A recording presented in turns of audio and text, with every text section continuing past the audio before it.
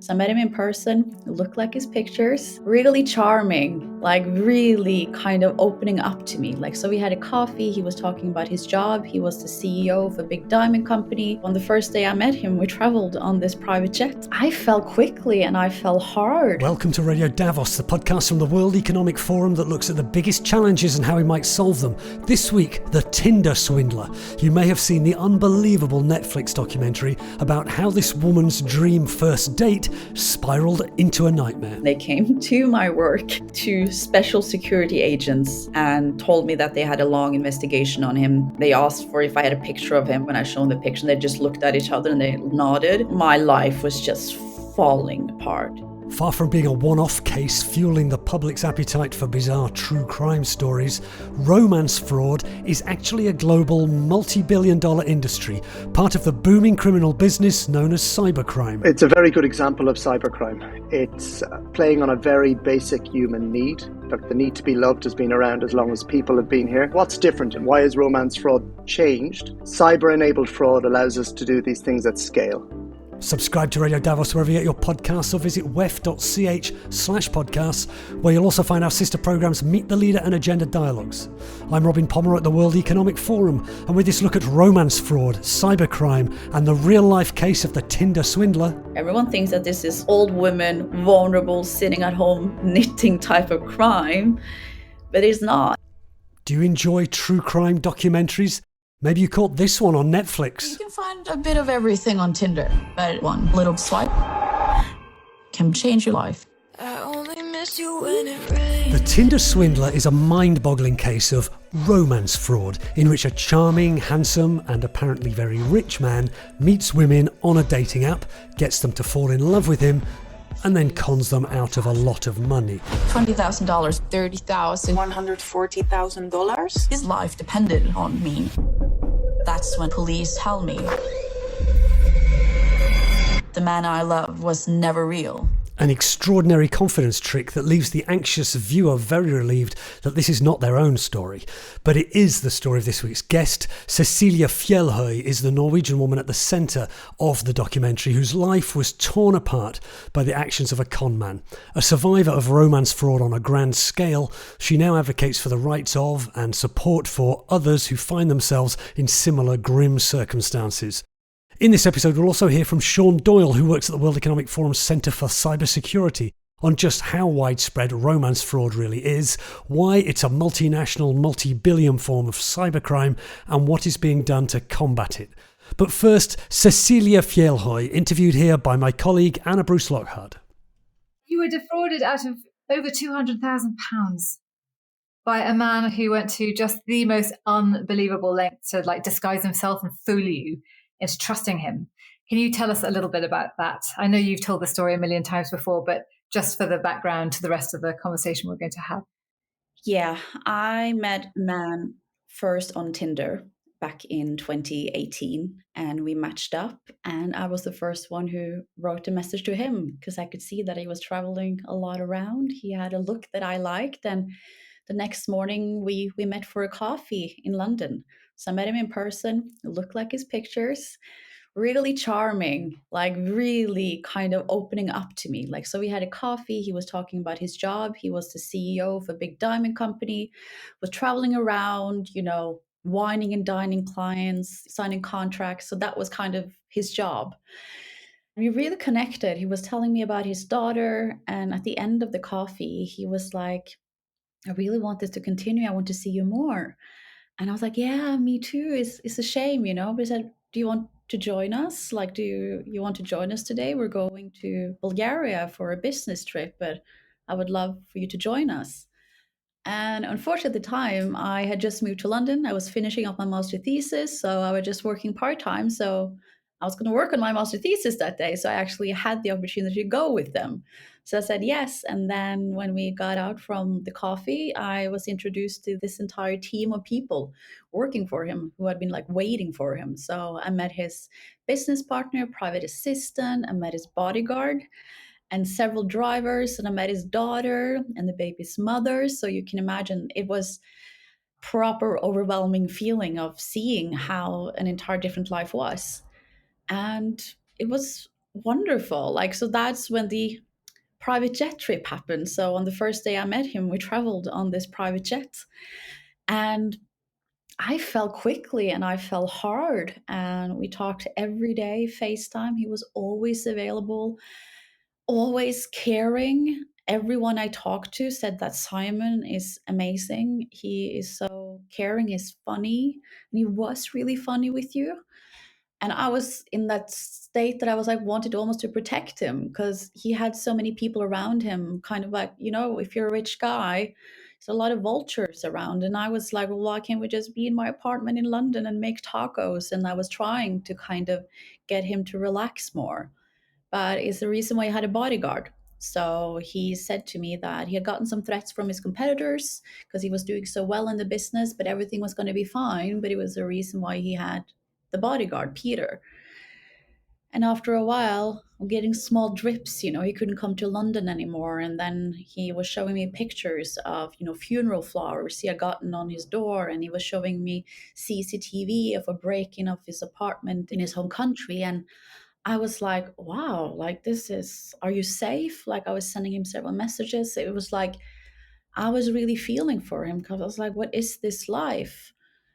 Things were not getting better. Things were getting worse. And around Valentine, I had given him a very nice present, like a very personal one, like 10 wonderful things about you that I've written myself. And I'd given him a book about how it is to be in a relationship with a Norwegian. And it was just like several things. And very quickly after that, he said that he had a security team that I told him now that he couldn't use his cards anymore because his competitors were tracking where he was in the world by the spend on his card, and that could be detrimental for him. It was like there were death threats that he had on him, so it was providing him a lot of difficulties.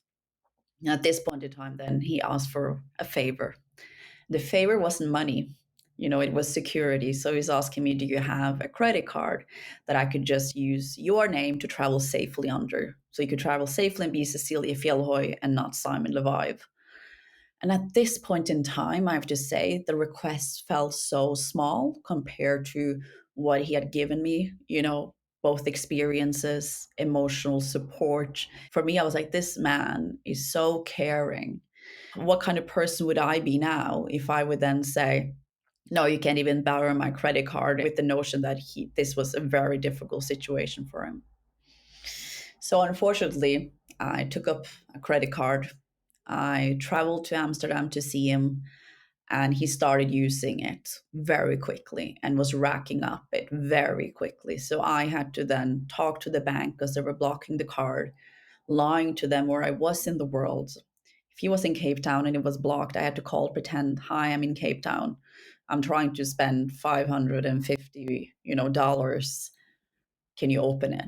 It was terrible. The amount of pressure when I was working full time, every time the card was blocked meant that he might be in difficulties and in danger. And that was another ball game for me.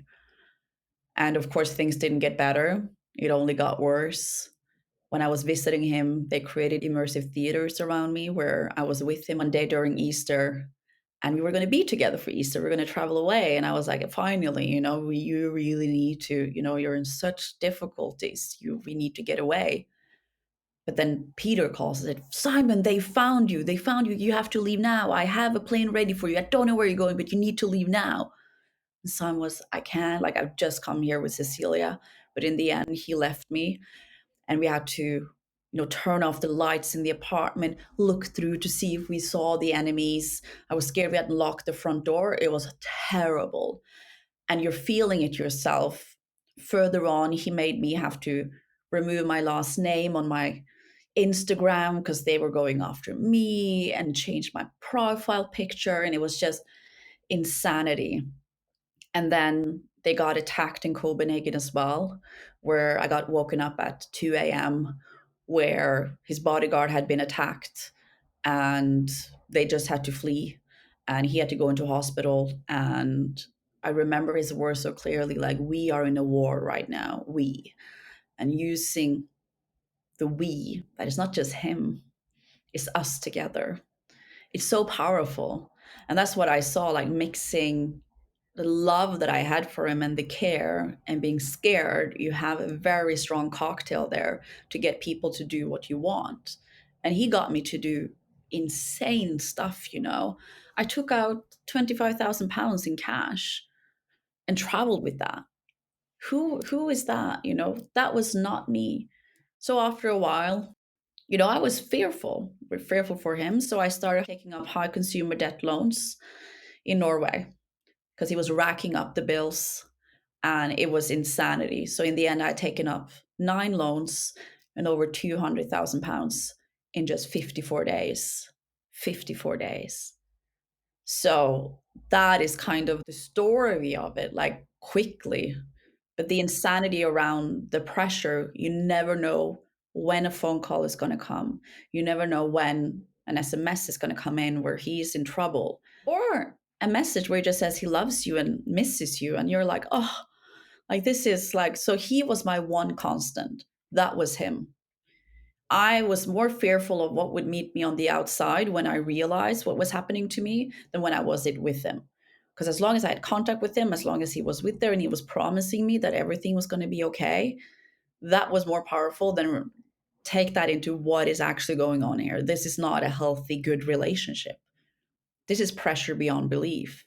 When did Simon's lies start to unravel, and what happened when you confronted him? I think I realized, like, mentally in the end, because he had been traveling around for this big deal. He was going to buy a hotel here in London. And in the end, he was going to come to London and either cry on my shoulder or pop the champagne. And I remember that night when I went to bed and he was going to have this final meeting that was going to decide it all. And the next morning I woke up and I just got a message, I lost. And I was shaking because remember the weeks before I gotten a check that I couldn't cash. I was checking my bank account every single day and no transfers were coming in. It's creeping up on you that something is, you know, I call it the waiting room. We're sitting in the waiting room, just like in like what is going to happen. And it's just more comfortable just being there because at least that's what we know than opening that door and going to the doctors and get the news. I think that's how I view it as an analogy because I think that is so true. You know, it's almost like domestic abuse victims, they stay. And it's the same thing. We stay because this is what we know of. So I think in the end, then I woke up and saw the message and I started like shaking. I went to work, but my body was physically telling me. I was almost throwing up. I was physically shaking at work. I was sitting there like work has been escapism, you know, athletes, that's where I can just think about work. I couldn't even do that anymore. Even then, I used 2 days before I did anything. I kept it up with him. And that's when I sent a message to the bank that I had the original credit card for and said, I need help, that I finally realized something is off here. And that's when they came to my work with 2 special security agents and told me that they had a long investigation on him. They asked for if I had a picture of him. I showed the picture, and I remember when I showed the picture, they just looked at each other and they nodded. My life was just falling apart. And then they were showing me names of people that I had bought, you know, flight tickets for. And it was just, you know, knowing what you had been part of, but seeing as well, like that they were saying that we're going to go after him and this is his job. Think about it, that you're good at your job. This is his job 24/7.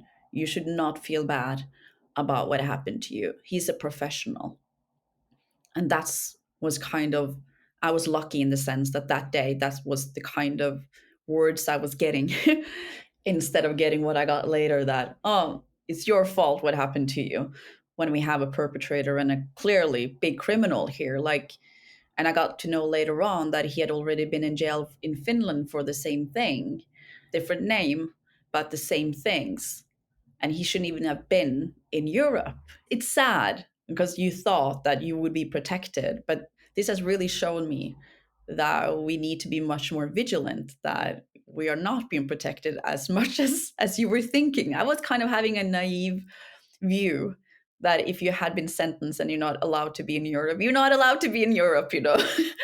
But he was traveling a lot, and some victims might be vulnerable, might be in other situations. I've had just good relationships. All the men that I've been in relationships have been the best. I hadn't been cheated on. I had never had anyone lying to me. I've always been very fortunate. So I think as well, I was a good candidate for Simon to know, okay, this girl, she will fall quickly, and she will fall and she will trust to the nth degree, which I did.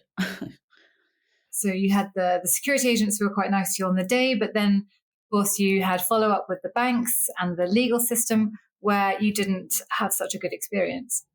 I think that's the hardest part of being a fraud victim, is what comes afterwards. So I had to file it in 2 countries because most of my debt was in Norway. So I went first to Norway to report it, and that was the most horrendous experience. I had to bring my mom there because I was so down mentally.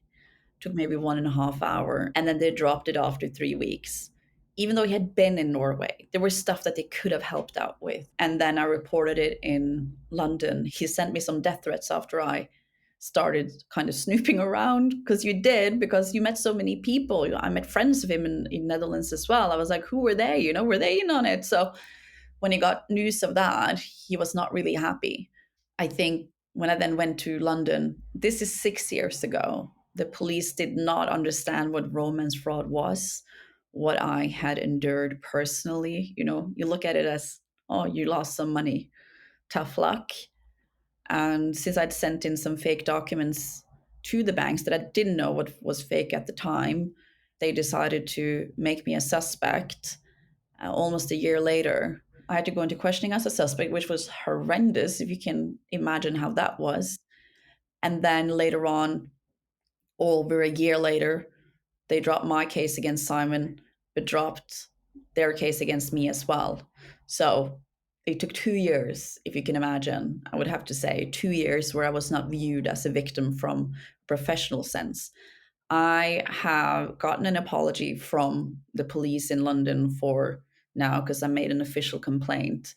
So they said that this would not have happened now. 6 years ago, things were very different. But I said, I just want us to learn from this, that this is not how you treat a fraud victim. Yes, it's a complicated case, but you can still have empathy along the way. And it was very clearly lack of empathy towards me and what I was enduring. Because while I was as well a suspect with the police, I was taken to court by 4 banks in Norway because I couldn't pay the loans I'd taken up. So in the summer of 2019, I got slapped with a lawsuit. And in Norway, you don't get any free legal help. So I had sold my apartment, so I had to use that money so I got legal help. But that was as well used against me at court. So I had to go through 2 rounds where I was called naive, gullible, just wanted a rich boyfriend. But as well, when it came to the uptake of the loans, I was cunning as well. And it was just like how they were portraying me was just really, really like total dismantling of my character. And I felt like, you're forgetting that we have a clear perpetrator here still going around defrauding people. But here we are pointing the finger at me. And I think that's what they want. Like I'm always saying, by blaming victims of fraud, do we fall for the con ourselves? And I say yes, because I'm a living proof that by them pointing the finger at me, you've done exactly what Simon Levi wanted you to do. It's the reason why he used my name. It's the reason why he wanted me to speak to the banks. There's nothing in his name. Everything is in my name. 40% of all crime is fraud, but only 1% of police resources is allocated to fight it. When you think about the intricacy of romance fraud, then how little is being used to tackle it? And I'm thinking about international collaboration here as well. With our case, it was nothing, nothing. But we see that they can do it. They do it in drugs, they do it in human trafficking. And I think with my case, it was proven that the minute he jumped from country to country, from jurisdiction to jurisdiction, no one could catch him. It was almost like it's impossible to collaborate. But I think, again, it's the lack of resourcing here, lack of education. The police aren't equipped to deal with this, or how it's been viewed as purely financial. It's not a financial act, it's a human act. It feels to me like there's a bit of a gender angle here. Like, it's so difficult to prosecute rape and domestic violence and things like that. And this feels like part of that. It feels like such a huge struggle for women to be heard. How people are viewing this crime is just so wrong, because it's not a women crime. This is not a gendered crime. We have stats from Lloyd's last year that reported to them was 53% men. But because women are the ones speaking up in different ways, the reports are skewed, everything is skewed. Everyone thinks that this is old women, vulnerable, sitting at home knitting type of crime. But it's not. Everyone is a victim of this, because all of us want love. And we are vulnerable when we're seeking love. But I think there's a lot of men suffering in silence. And I've been at even cybercrime events where people are laughing at it. It was an ethical hacker that had done a speaking. And at the end of it, he came up with a joke, because a lot of times romance fraud is the joke of the town, like, ha ha, how stupid are they? And he said if he was going to get money the quickest was to pretend to be a young, beautiful woman on Tinder and get an old guy. And people in the audience were laughing, because a lot of times there's always an evil woman at the back end. For him, it was an evil woman. And then when we got defrauded by men, we're still evil women and we're gold diggers. It's still that narrative, kind of, that, especially from a young women's perspective, that is super gender. And then I totally agree with you. And one of the reasons why this crime isn't being taken as seriously, that shame and that stigma that men would have coming forward, at least for us women, we would have kind of more of the support from our friends, from, a loving perspective, because I have that so much. Happy you're doing this for women. It's amazing. Yes, I'm doing it from a women perspective that been treated horribly, in the sense that you're a woman and you're being very judged based on how you look, or, just for being a woman. But this crime is not gendered. Everyone can be a victim of this. And I think that is what I am really passionate about. I want to get onto Love Said, this lovely NGO of yours. And what was the moment when you were like, yes, I'm going to do this? And what was the enabling factor? So I started off talking to tons of other NGOs, looking at what they were struggling with, got a lot of information. So after the Tinder Swindler blew up back in 2022, I did a webinar, and then I met this amazing woman called Anna Rowe, and she has several social media called Catch the Catfish. And I was like, this woman is incredible. Her thoughts, ambitions, what she was doing is so aligned with what I want to do. Like, she's helping victims on a daily basis. And her ambition of what she wanted in the future was to make it bigger, help even more people, be a support center, but change things as well. We have a lot of support.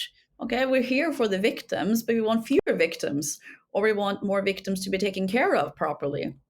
So I was like, I wanted to be a think tank as well that will actually do more of the research that we need.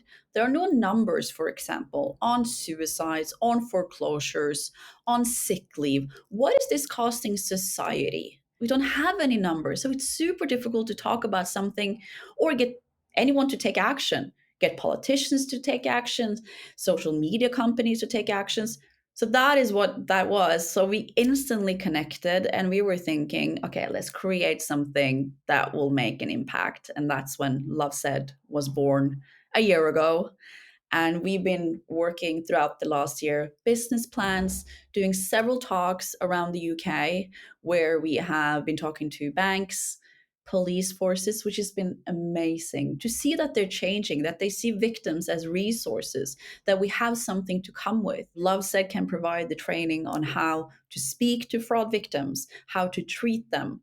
But I think what will be, the heart and soul of the organization is the support center, that people know that they will come to us with no judgment. Justice will look different for everyone. Some people will have their cases dismissed, but then at least they have the mental health support that we will provide, that they can get back on their feet, they can get their life back. It's money, and we can heal as people. And we have so many people coming to us that we're helping already, saying, it's just so nice knowing that you're here, that you're responding. And then police forces as well. It would be so nice for us to know that you're there, that we can send people to you, that we know that they will kind of be there for us. And that is specifically for romance fraud. Can you tell me a little bit more about what you offer to a victim? Yeah. When they come to us, it's always one-on-one, first of all, because we are working on making a digital step-by-step guide so they will get help in their situation. But right now, they send in a message to us. We come back to them. We ask, where in the world, what kind of fraud, did they take up loans? And then it's both kind of safeguarding them. A lot of the times these people find them again and they might try to recover their money and might get scammed again. So it's both the practical help on actually how to report it, because a lot of the times that is not as easy and people are in trauma. They don't know what to say. They don't know what is important, what is not important. Reporting to banks is to educate them with, as I said, with the research that has already been done and what happened to them, so they can get healing from that. We have a peer support group every month now, so the victims can meet each other, that we are guiding them through different things. And in the future, we would love to have different experts coming in talking about, money, financial.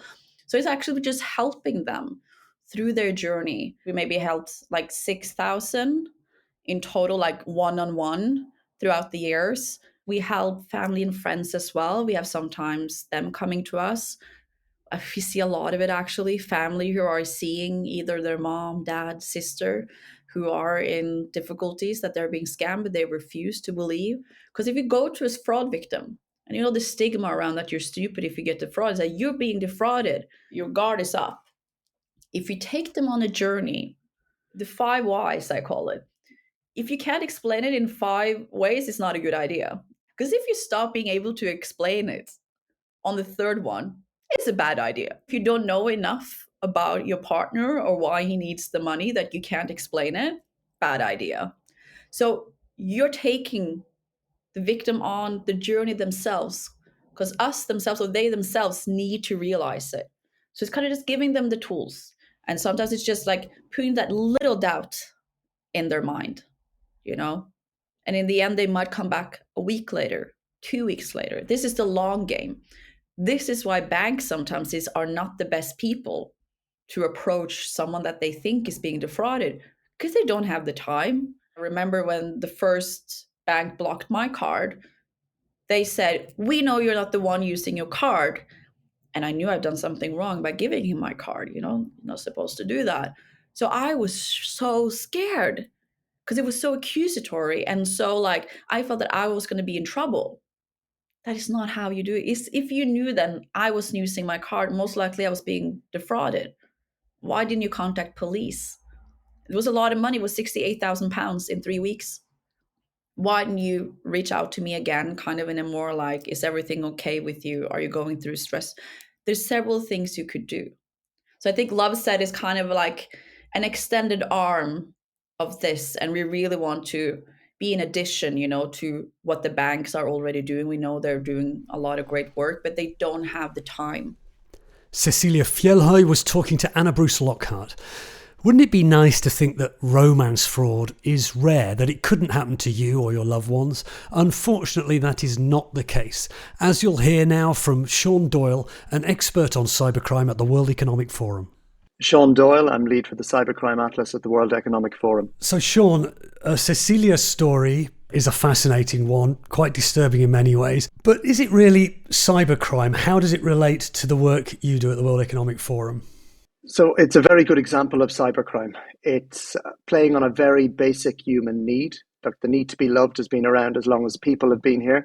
And the habit that people have of trying to trick each other has been going for just as long. I think what's different and why has romance fraud changed is that cyber-enabled fraud allows us to do these things at scale. Cecilia is one example of a very, very large group of victims. This really is a very old form of fraud. What's changed is that the internet allows us to do this at scale and across countries.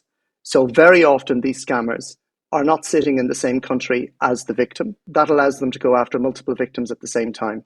Now, to give you an idea of just how profitable this is for organized criminal gangs, they've started seeking out cyber experts by tricking them into coming to a good job, let's say moving from Brazil to Vietnam with an option to work in IT, and then enslaving them to work on cyber fraud farms. So this is very much something that's enabled by the internet. And when we think about cybersecurity, I think that you've got to think, why do we have cybersecurity? It's in order to protect us from cyber criminals. And in this sense, what we're seeing with these romance frauds, it's a good example of the type of behavior we see by cyber criminals in relation to frauds they undertake against companies, in the manner in which they identify and then take money away from victims. So yeah, this is very much a cyber-enabled fraud.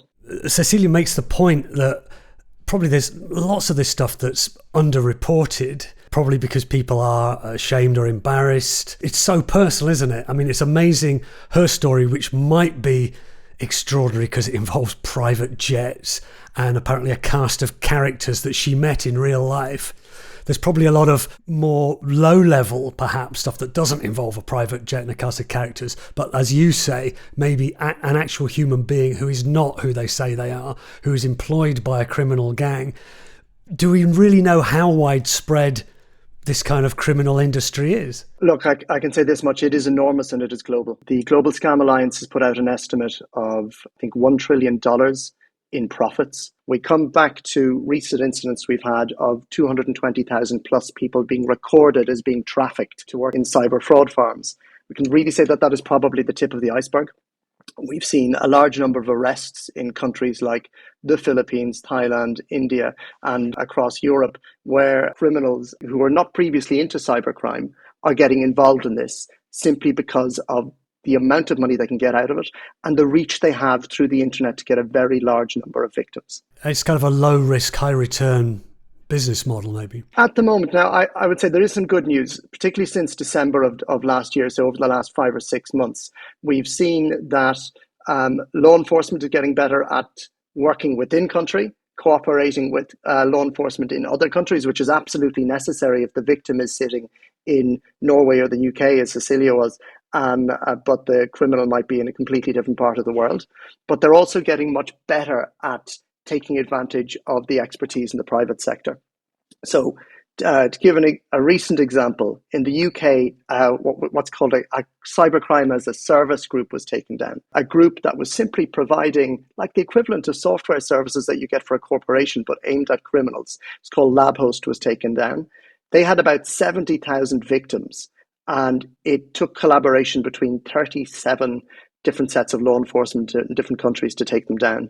But actually, the lead that led them to them, the information that led the police to this group, came from a private sector alliance called the Cyber Defence Alliance, which is, I think, funded by financial services in the UK and aimed at exactly identifying who the criminals are that are going after victims, the infrastructure they're using, the IT they're using, and identifying ways of breaking that up. Yeah, so I was going to ask you, what should we do across the horizon of the stakeholders here? Companies, which would be banks, and we heard from Cecilia about how the banks are investigating, authorities, police authorities, policymakers, and even individuals. I mean, are there recommendations that the World Economic Forum is making? So starting with individuals, it is just to be very aware that this is always a possibility. That if you meet someone on the internet, even if you're talking to them for a very, very long time and they will look to build trust, we do have to be careful about who they are. So what I would say is if somebody is offering you an investment opportunity or for some reason demanding cash and saying they really need it, really think twice unless you've met them in person and are very certain of who they are. What governments can do is think about building capacity to identify, stop and prosecute these kind of cyber-enabled frauds, which is easier said than done. That means looking at how they fund their police in their home country, but also how they interact with law enforcement across other countries. So whether bilaterally or via an international group like Interpol. So thinking about capacity building. But then an awful lot of the skills for identifying cybercrime sit in the private sector.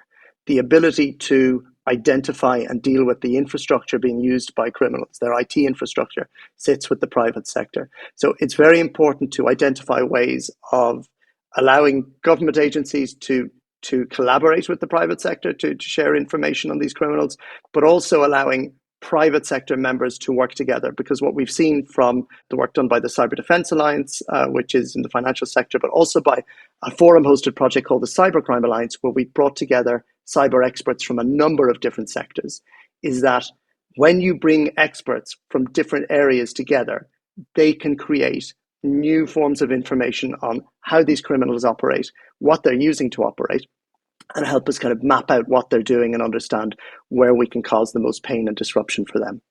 You talk about mapping out. You run this thing called the Cybercrime Atlas Initiative. Could you tell us what that is? So the Cybercrime Atlas brings together experts from the Forum's network of cybersecurity companies, IT companies, financial services, cryptocurrency, anybody who has a role in disrupting criminal activity online. We have support from about 25 companies and founded by Microsoft, PayPal, Santander, and Fortinet. But what this group are doing, we're getting investigators working just on open source research.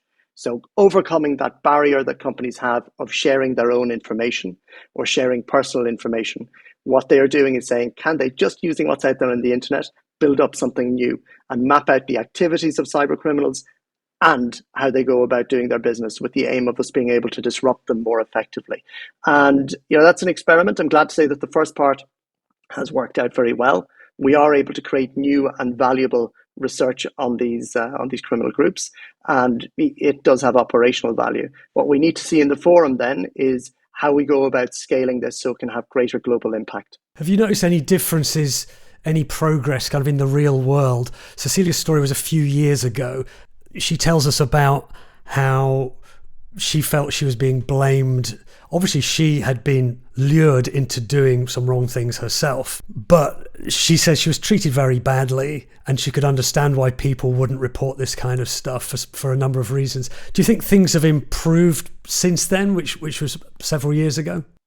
So we're seeing improvements in a couple of areas. First of all, countries like the UK do have requirements that victims get some sort of restitution, some sort of their money back. That could be spread further. One reason why people might have hesitated to go to the police before is frankly because the police often weren't in a position to do much. So we're finding that the capabilities and capacity of police to identify and deal with cybercrime is going up, but also their willingness to work with police agencies in other countries and the effectiveness of that.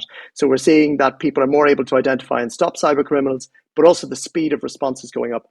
And the police have become much better at identifying really where the most harm is being done. So you'll see in countries like Thailand, the Philippines, India over the last 3-4 months, there have been a lot of arrests of the criminals, and they've identified where victims have been trafficked to work in cyber scam farms, and they're finding ways of releasing these people who've been trafficked and really for a double victimization because they're victims of trafficking and they're being forced to commit crimes against other people. One thing that does need more emphasis is educating the public so that people should have more protection. They should feel that if they've done something a little bit wrong or been tricked into doing something that either makes them feel ashamed or that they're at risk, that they're given the kind of protections that allow them to go forward in confidence and report. So that's awareness raising and not just saying we're changing things, but showing how the victims are protected when they report crimes.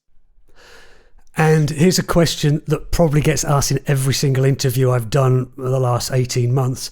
Artificial intelligence, because you talk about thousands of people being trafficked to take part in this criminal activity, which is totally surprising to me. But I guess in the future, or maybe already, you can automate, you can create personalities that seem real. Is that something you're already seeing? Or is it something that could become a risk in the future? So first of all, it's hundreds of thousands being trafficked. That's how big the problem is. With regards to AI, look, we're seeing elements of it being used, such as voice deepfakes and video deepfakes, and they're having a measure of success. But I would say with things like generative AI, what that has done is it's made the email campaigns much cheaper to run and much more effective. Whereas before, let's say, if you were sitting in an English-speaking country, you might get a message from someone that it looked very much like broken Russian and might make you suspicious as to whether or not this was something you should click on. Therefore, you didn't. That Gen AI allows for criminal groups to send out messages that are convincing in lots more languages, lots more cheaply. But that's kind of the headline element. I would say that actually the uptake of AI by criminals has been incremental. We're not seeing enormous changes as of yet, but the issue is that those incremental changes over time, given a few years, could eventually have a big impact. The positive side of the story is that cyber defenders tend to be making better use and more effective use of AI than the criminals at the moment, but that there's an imbalance in that what we call the cyber equity gap in the World Economic Forum Center for Cybersecurity, that over time, countries that have more funding and companies that have more funding are doing better at their cybersecurity, but actually it's not a case of that the smaller ones are just standing still while the others take away. They're going a bit backwards because there's a lack of skilled professionals in cybersecurity. And, in the legal world, these move towards the larger companies where they can get more money. And you'll see that the criminals are responding to that skills deficit by trafficking people and tricking them into work. So all of those coming together, AI is not yet a game changer for criminals. It is having an impact, but over a period of years, it could really seriously change things in criminals' favour if we are not careful. Sean Doyle of the World Economic Forum's Centre for Cybersecurity. You can find out more about the Cybercrime Atlas initiative on our website, links in the show notes. In this episode, you also heard Cecilie Fjellhøy from the Netflix documentary The Tinder Swindler. Her organisation is called Love Said. Please subscribe to Radio Davos wherever you get your podcasts, and please leave us a rating or review and join the conversation about podcasts on the World Economic Forum Podcast Club on Facebook. This episode of Radio Davos was written and presented by me, Robin Pomeroy, with reporting by Anna Bruce Lockhart and editing by Jerry Johansson, studio production by Taz Kelleher. We'll be back next week, but for now, thanks to you for listening and goodbye.